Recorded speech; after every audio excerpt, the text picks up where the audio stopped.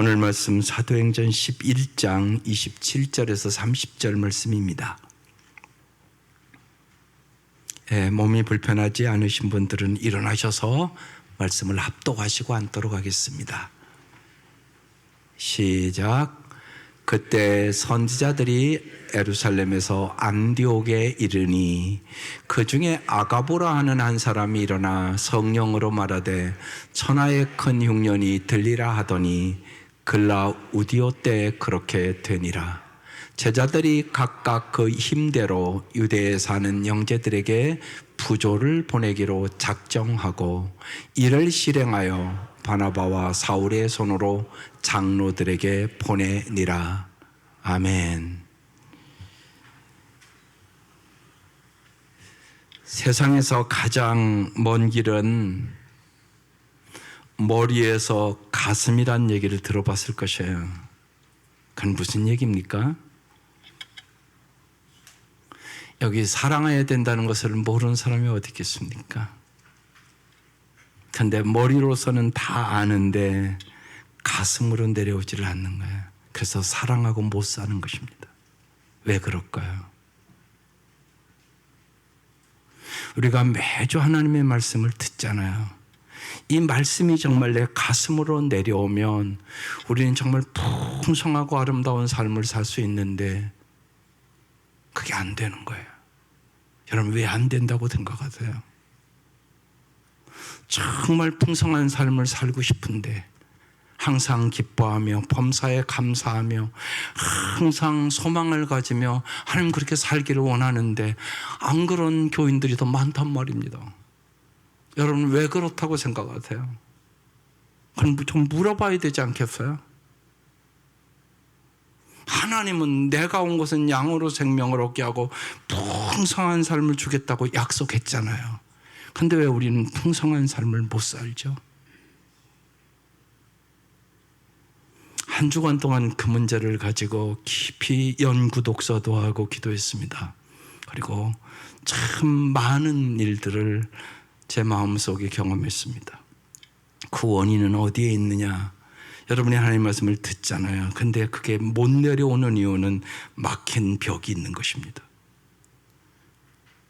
그것이 과거의 부모로부터 받은 상처일 수도 있고 남에게 받은 상처도 있고 잘못된 것들의 가치관이 들어가서 나를 형성한 것도 있고 잘못된 생각과 잘못된 가치관과 잘못된 신념들이 여러분을 지배하고 있는 것입니다. 이게 마귀가 하는 짓입니다. 이 벽을 무너뜨려야 풍성한 삶을 살 수 있습니다. 이 벽은 어떻게 무너뜨립니까? 오직 성령의 능력으로 무너집니다. 그래서 여러분이 정말로 내가 풍성한 삶이 없다면 성령님 나를 도와주세요.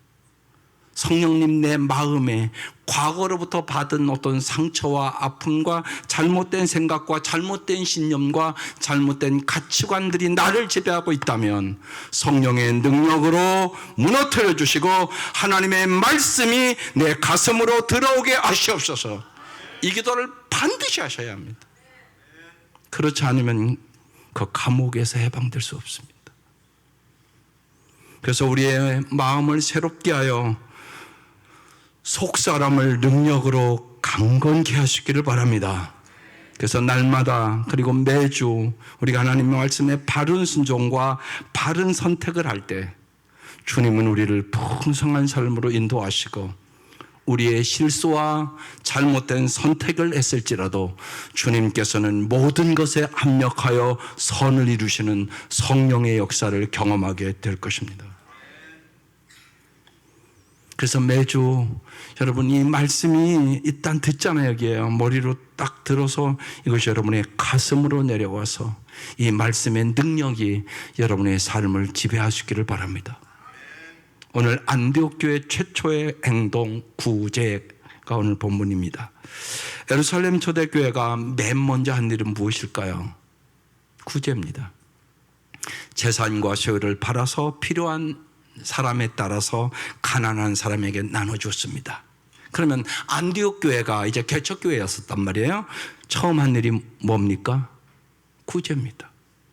구제하면 모든 사람들이 박수를 치고 세상에 안 믿는 사람도 다 칭찬합니다.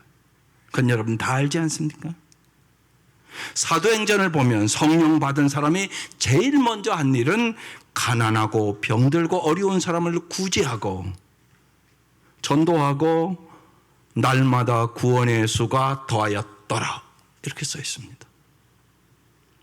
오늘 말씀은 큰 흉년으로 재난을 당한 예루살렘과 인근의 그리스도인들을 위하여 바울과 바나바가 목회했던 안디옥 교회 교인들이 구제금을 모아서 전달했다는 내용입니다. 오늘 짧은 4절인데 여기서 하나님이 4가지를 우리에게 주십니다. 첫 번째, 여러분, 나는 누군가를 잘 생각하세요. 우리는 주님과 함께 고난의 길을 걷는 사람들임을 꼭 아셔야 합니다. 예수 믿는 게 저거란 말입니다. 오늘 27절, 28절 보겠습니다. 그때 선지자들이 예루살렘에서 안디옥에 이르렀습니다. 28절, 그 중에 아가보라고 하는 선지자가 일어나서 성령으로 말합니다. 여러분, 성령은 여러분의 형편과 사정을 다 알고 계십니다. 특별히 많은 성도들이 과거에 묶여 있습니다. 부모로부터 받은 상처, 가까운 사람으로부터 받은 상처, 정말 독과 같은 말을 부모로부터 듣고 그것을 막 평생 동안 막 껴안고 사는 사람들이 얼마나 많은지 모릅니다. 제가 지난 주간 연고 독서하면서 그런 사람 수백 명 만났습니다. 읽어보면서 울지 않을 수가 없는 사건들입니다. 별 사건이 다 있습니다, 진짜. 그게 그 인생을 얼마나 비참하게 만드는지 모릅니다. 성령은 모든 것을 알고 계십니다. 그래서 성령의 역사가 있어야만 치료받을 수 있다고 말씀드리는 것입니다. 성령이 뭐라고 얘기하냐? 천하의 큰 흉년이 들리라고 미리 가르쳐 주더니 글라우디오 황제 때 그렇게 흉년이 들었다, 그런 말씀입니다. 아가보라는 선지자는 사도행전 21장에 다시 나옵니다. 바울에게 예루살렘으로 가면 체포당하여 고난을 당할 것이라고 성령의 역사 속에 아가보가 예언을 합니다. 한번 봅시다. 21장. 우리가 여러 날 머물러 있는 동안에 아가보라는 예언자가 유대에서 내려와 우리에게 와서 바울의 허리띠를 가져다가 자기 손과 발을 묶어서 말하였다. 유대 사람이 예루살렘에서 이 허리띠 임자를, 사도 바울을 이와 같이 묶어서 이방 사람의 손에 넘겨줄 것이라고 성령이 말씀하십니다. 이 말을 듣고 그곳 사람들과 함께 우리는 바울에게 예루살렘으로 올라가지 말라고 간곡히 만류하였다는 것입니다. 사람들은 아가보의 예언을 예루살렘에 올라가지 말라고 생각을 한 거예요. 그래서 바울에게 올라가지 말라고, 올라가면 죽는다고 그렇게 얘기를 해준 겁니다. 그런데 바울은 다르게 생각했습니다. 13절, 그때 바울이 대답하였다. 왜들 이렇게 울면서 내 마음을 아프게 하십니까? 나는 주 예수의 이름을 위하여 예루살렘에서 결박을 당할 것뿐만 아니라 죽을 것까지도 각오하고 있습니다. 이렇게 대답을 합니다. 바울에게는 아가보를 통한 성령의 예고가 다음과 같은 의미로 생각한 것입니다. 바울아, 지금부터 예루살렘을 거쳐 로마로 향하는 길은 핍박과 고난이 따르는 길이란다. 그러나 나는 내가 나와 함께 이 길을 끝까지 가리라고 너를 믿는다고 하나님은 말씀하신 것입니다. 고난의 길, 십자가의 길을 마다하지 않은 바울을 통하여 주님은 인류의 역사를 새롭게 하고 변화시켰습니다. 여러분, 이걸 잘 깨달아야 합니다. 여러분은 왜 예수를 따르십니까?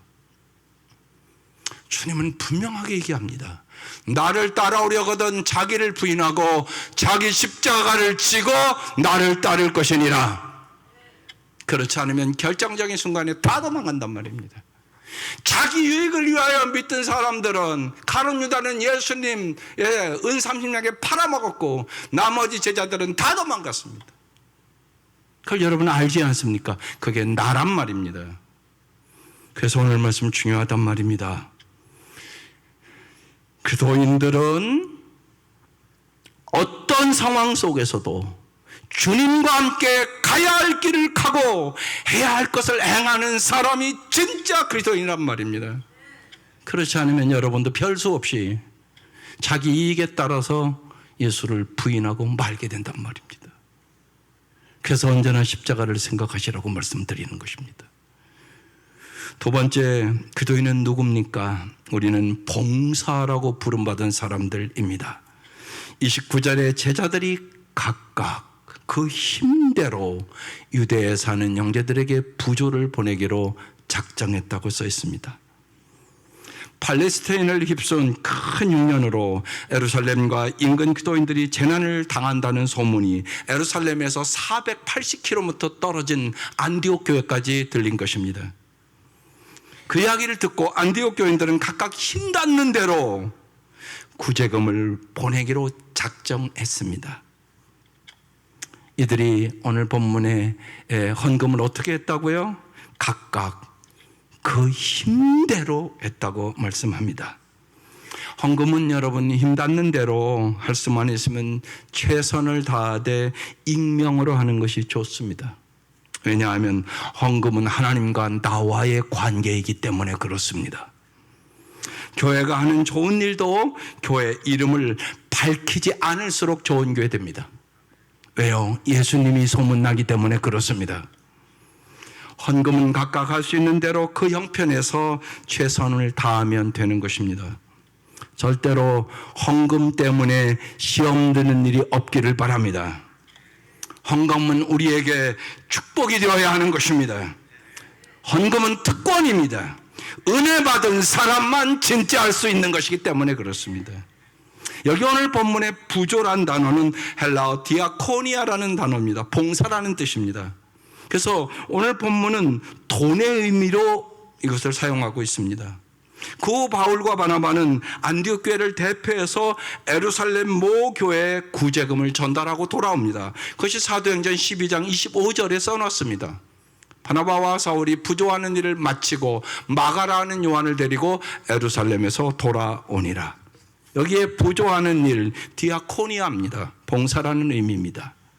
여기서 우리가 깨달아야 할 것은 안디옥 기도인들은 봉사와 돈을 구별하지 않았다는 것입니다. 안디옥 교인들은 갑자기 재난을 당한 예루살렘 교인들에게 어설픈 위문품보다 돈을 함께 모아서 돈 그 자체를 봉사로 간주하고 전달했다고 얘기하는 것입니다. 이것은 안디옥 교회 교인들의 이 신앙 자세가 우리에게 큰 교훈을 주는 것입니다. 사도행전 1장에 보면 가룟 유다를 대신하여 새로운 사도를 뽑습니다. 그때 그들이 사도행전 1장 24절 25절에 보면 이렇게 기도합니다. 그들이 기도하여 이르되 무사람의 마음을 아시는 주여. 주님은 여러분의 마음을 아십니다. 여러분의 마음의 아픔도 압니다. 여러분의 사정의 형편도 정확하게 아십니다. 그러니까 주님이 치료할 수 있는 겁니다. 성령의 놀라운 역사가 있으면 치료됩니다. 무사람의 마음을 아시는 주여. 이 두 사람 중에 누가 주님께 택한 바 되어 봉사와 및 사도의 직무를 대신할 자인지를 보이시옵소서. 이렇게 기도합니다. 유다는 이 직무를 버리고 제 곳으로 갔나이다. 이렇게 기도했습니다.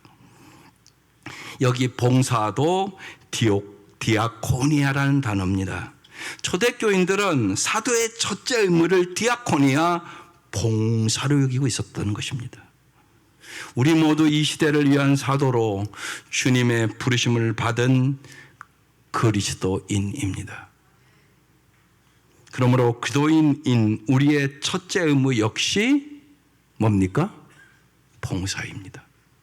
여러분 왜 불렀다고요? 여기 봉사하고 살라고 부름받은 것입니다. 우리의 봉사는 예배당 안에만 국한돼서는 안 됩니다. 예배당 밖 세상을 향하여 섬김과 봉사가 있어야 하는 것입니다. 여러분 살아보면 압니다. 섬기고 봉사하지 않으면 평생 예수 믿어도 나 때문에 구원받는 사람 한 사람도 없습니다. 여러분 그 생각을 잘 하셔야 합니다. 반드시 사랑과 섬김이 있어야 세상 사람 구원할 수 있습니다. 저 사람 왜 이렇게 나한테 잘하지? 내가 잘해준 것도 없는데. 반드시 그렇습니다, 여러분. 내가 한 사람도 구원한 일이 없으면 한번 잘 생각해 보십시오. 여러분이 섬김과 봉사한 사람이 없는 것입니다. 대한민국 국민으로서 또한 나라와 사회에 대한 봉사의 의무를 우리는 다해야 합니다.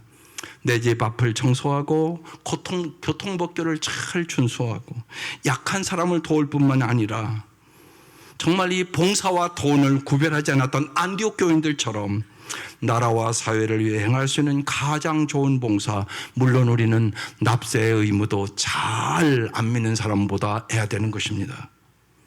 그래서 교회는 긍휼과 선교로 소망을 주는 공동체라고 이번 주 목회자 코너를 썼습니다. 여러분 잘 집에 가서 읽어보시고 기도하시기를 바랍니다. 선교와 긍휼의 삶을 사는지는 지갑을 보면 압니다. 그 사람이 돈을 어떻게 쓰는지. 신앙이라는 것은 하나님이 나의 주인이시라는 고백이며 그 증거는 지갑에서 나타납니다. 여러분 선교가 여러분 커피 한두 잔 마시는 것만도 못합니까? 그렇게 살아서는 안 됩니다. 그래서 청년들도 내가 선교원금 하라고 그럽니다. 커피 한 잔 보통 5,000원입니다. 그런데 전혀 선교에는 관심이 없을 수 있습니다. 그것은 참된 기독교인의 삶이 아니란 말입니다. 커피 마시는 돈만 아껴도 우리는 한 달에 10,000원, 20,000원은 선교를 할 수 있단 말입니다. 오늘도 그 10,000원, 20,000원이 없어서 굶주려 죽는 사람들도 얼마나 많은지 모릅니다. 우리는 우리의 가정을 참된 신앙의 시발점으로 삼아야 합니다. 우리의 가정으로부터 돈을 치부의 대상이 아니라 봉사의 수단으로 사용하는 것을 알고 가르쳐야 하는 것입니다. 그래서 공부해서 남줘야 하는 것입니다. 열심히 돈 벌어서 정말 가난과 고통과 어려움 속에 있는 자들을 도와줘야 함을 우리는 어렸을 때부터 자녀들의 마음속에 심어 주셔야 하는 것입니다. 우리의 가정이 매사에 법과 공익을 존중하는 정의의 산실이 되어야 하는 것입니다. 기도인이 나라와 사회를 위하여 그래서 납세의 의미를 잘 하는 것은 당연한 일인 것입니다. 세 번째로 기도인은 누굽니까? 우리는 작정하고 실행해야 하는 사람들입니다. 이사야서 32장 8절에 유명한 말씀이 있습니다. 존귀한 자는 존귀한 일을 계획하느니 그는 항상 존귀한 일에 서리라. 존귀한 사람은 존귀한 일을 계획하고 실행한다는 말씀입니다. 오늘 그 일이 일어난 겁니다. 29절 제자들이 각각 그 힘대로 유대에 사는 형제들에게 부조를 보내기로 뭐 했다고요? 작정하고 이렇게 써 있습니다. 여기 제자들이라고 표현한 안디옥 교인들은 구제 헌금을 보여야겠다고 계획하고 힘이 닿는 대로 작정하고 구제금을 보내기로 했다는 것입니다. 얼마나 아름다운 작정입니까? 이 아름다운 작정은 그 자체로 머물지 않고 실행했다고 30절에 또 써놨습니다. 이를 실행하여 이렇게 써놨습니다. 아마 작정하고 구제헌금을 모을 때까지 여러분 시간이 필요하지 않았겠습니까? 한 달이고 두 달이고. 이들은 각각 힘이 닿는 대로 구제금을 보내고로 작정한 결심이 전혀 변하지 않았다는 의미입니다. 그래서 작정하고 실행했다 이렇게 써놓은 것입니다. 이 예루살렘 교회는 사도행전이 우리가 6장에서 말씀을 나눴던 것처럼 헌금 관리와 구제를 전담하는 7 집사를 세울 정도로 아주 크고 탄탄한 교회였습니다. 그런데 여러분 지금 이 신생 안디옥 교회 교인들이 돕기로 한 것입니다. 인간적으로 생각하면 꼭 구제금을 보여야 한다면 인사치레 정도 하면 되지 않겠습니까? 굳이 이 큰 예루살렘 교회를 작은 안디옥 교회가 힘을 다하여 헌금할 필요가 있습니까? 여러분 같으면 그렇게 하겠습니까? 여기에는 깊은 의미가 있다는 얘기입니다. 이것을 지금 성경에 기록해 놓은 이유는 하나님께서 안디옥 교인들을 존귀하게 보셨기 때문에 그렇습니다. 안디옥 교인들의 헌금의 작정과 실행은 오직 주의 은혜와 주의 사랑이 충만했기 때문에 행한 일이란 말입니다. 우리가 언제나 꼭 생각하셔야 됩니다. 무슨 일을 했는가 보다 더 중요한 것은 내가 정말로 주의 사랑을 갖고 했느냐는 것입니다. 그렇지 않으면 인간은 뭘 해놓고 생색내고 자기 안 알아준다고 시험 들고 꼭 자기 영광을 구하는 게 인간입니다. 여러분 꼭 잊지 마시기를 바랍니다. 오늘 여러분이 찬송한 것처럼 우리는 청지기입니다. 주님이 주신 것을 주님의 그 은혜와 사랑에 감격하여 드리는 것입니다. 그래서 정말로 예수님 앞에 옥합을 깨트린 여인과 같은 마음으로 우리는 구제하고 봉사하는 것이란 말입니다. 존귀한 생각과 존귀한 작정은 그래서 오직 하나님의 사랑과 하나님의 은혜와 하나님의 말씀에서만 가능하게 되는 것입니다. 그래서 믿음은 작정이 아니라 작정의 실행으로부터 믿음이 시작됩니다. 다 작정할 수는 있습니다. 그런데 실행을 안 합니다. 그러면 주님은 행함이 없는 믿음은 죽은 믿음이다. 그렇게 말씀하십니다. 정말 믿음으로 작정하고 실행할 때 진짜 우리의 믿음이 시작됩니다. 그리고 정말로 하나님은 사랑이심을 경험하게 되는 것입니다.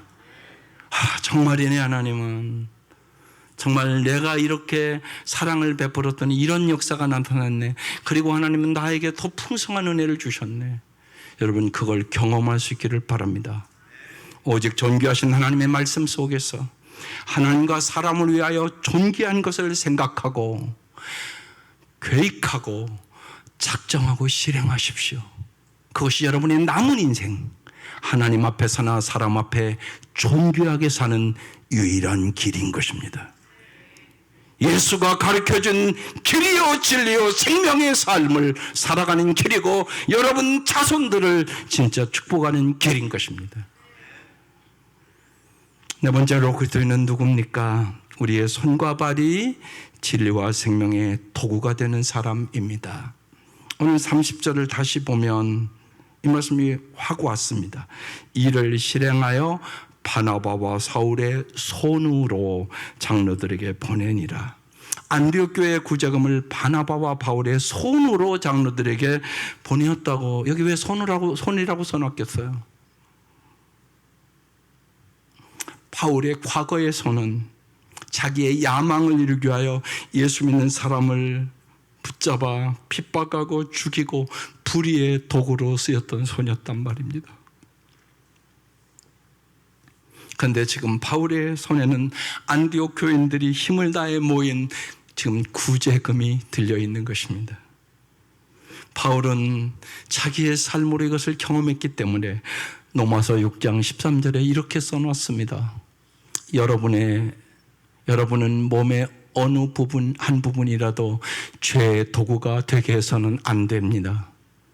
오히려 죽은 사람 가운데 다시 살아나신 사람처럼 예수님의 십자가의 은혜로 여러분이 새 생명을 얻은 사람처럼 여러분 자신을 하나님께 바치고 여러분의 몸을 정의의 도구로 하나님께 드리십시오.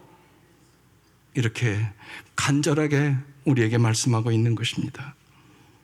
우리의 손과 발은 욕망의 도구입니까? 그렇지 않으면 정말 진리와 생명의 도구십니까? 바울은 갈라디아서 5장 24절에 이 말씀을 이렇게 우리에게 증거합니다. 그도 예수의 사람들은, 우리가 예수의 사람들 아닙니까? 육체와 함께 그 정욕과 탐욕을 십자가에 못 박았느니라. 바울은 십자가에 못 박힌 주님의 손 안에서 추악한 탐욕의 도구였던 자신의 두 손도 십자가에 못 박혔다는 것입니다. 십자가에 못 박히신 주님의 발 안에서 불의의 무기였던 자신의 두 발도 십자가에 못 박힌 것을 봤다고 지금 얘기하는 것입니다. 십자가에 못 박힌 주님 안에서 바울의 손과 발이, 그의 육체가 십자가에 못 박혔기 때문에 바울의 손과 발은 진리와 생명의 도구로 거듭날 수 있었다고 얘기하는 것입니다. 주님의 손과 발이 못 박힐 때 우리의 더러운 손과 발도 함께 십자가에 못 박아 주셨던 것입니다. 그 생각을 잊지 마셔야 합니다. 내 이 더러운 손과 욕심 많은 손과 언제나 조금하며 긁어모은 이 손으로 우리가 어떻게 구원을 얻습니까? 주님의 손과 발이 십자가에 못 박혔기 때문에 이 더러운 손도 깨끗한 손으로, 끊임없이 욕심의 노예로 살아가는 나를 주님이 구원해 주신 것입니다. 그래서 참된 기도인은 욕망과 불의에 눈멀었던 삶으로부터 손과 발을 십자가에 못 박은 사람입니다. 우리는 정말 참된 기도인이라면 내가 누군가를 잘 아셔야 합니다. 우리의 정체성을 회복하셔야 되는 것입니다.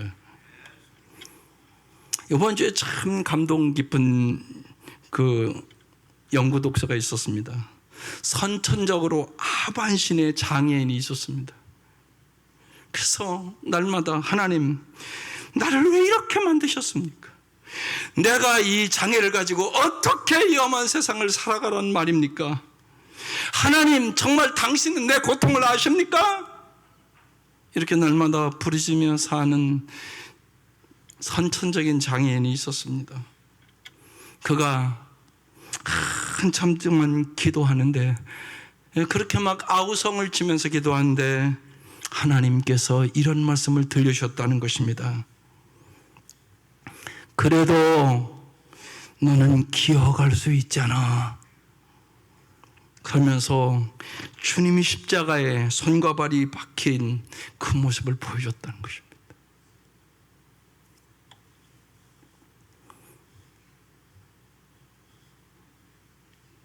그 후에 그분은 그렇게 기록해놨습니다.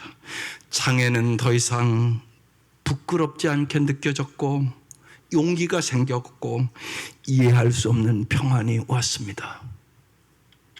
나는 이제 장애를 이기고 새롭게 살 힘을 얻었습니다.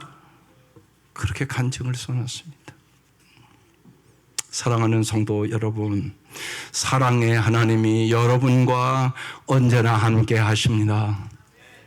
정말로 여러분의 아픔도 고난도 슬픔도, 그리고 제가 서두에 말씀드렸던 것처럼 머리로는 다 아는데 이게 가슴으로 오지 않는 분들이 참 많습니다.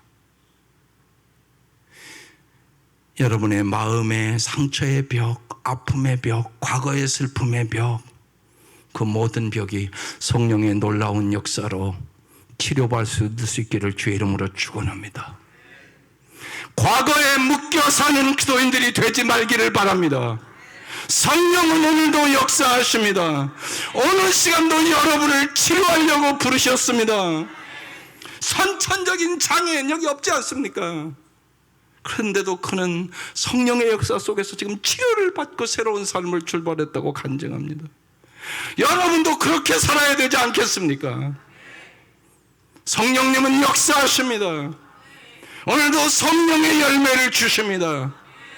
정말로 성령의 기름 부으심과 성령의 능력이 임하면 선을 행하시고 마귀에 눌린 자를 고쳐주십니다.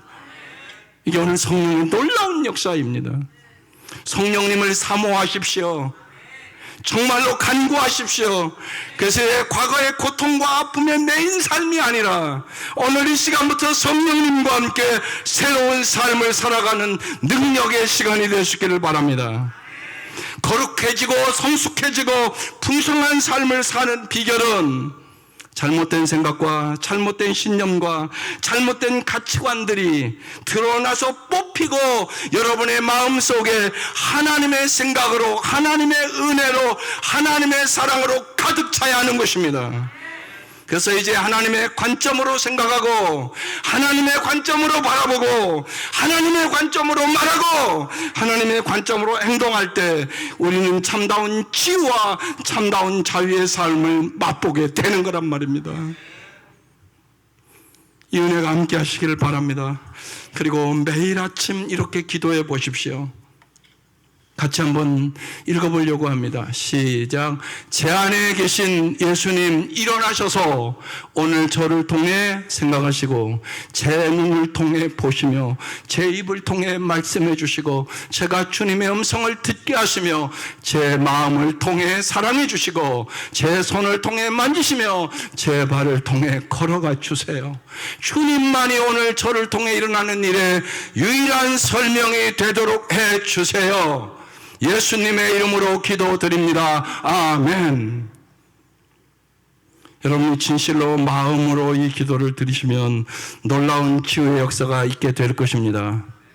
과거의 감옥에서 주님이 해방시켜 주실 것입니다. 성령의 놀라운 역사가 여러분의 삶에 임하게 될 것입니다. 오늘 우리는 4가지의 말씀을 주님이 주십니다. 우리는 주님과 함께 십자가의 길, 고난의 길을 걷는 사람들입니다.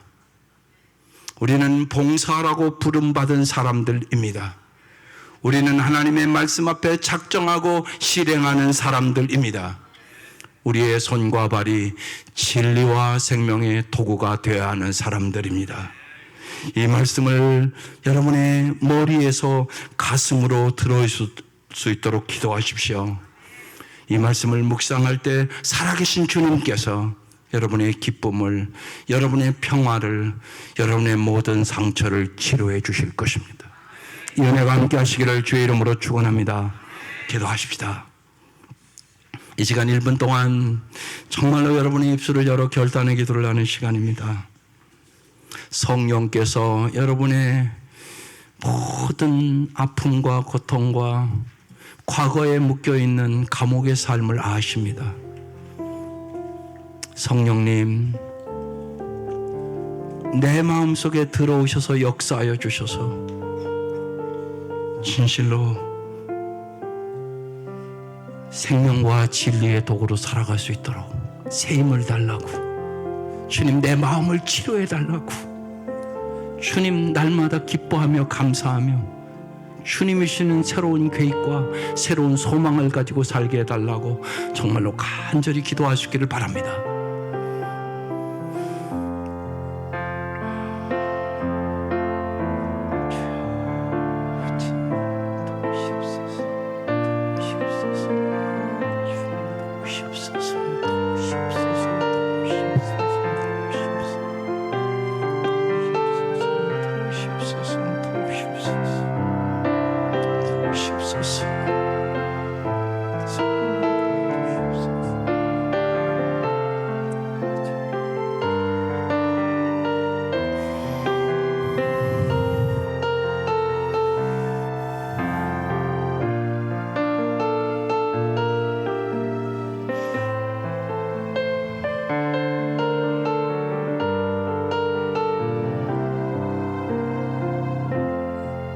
하나님 아버지,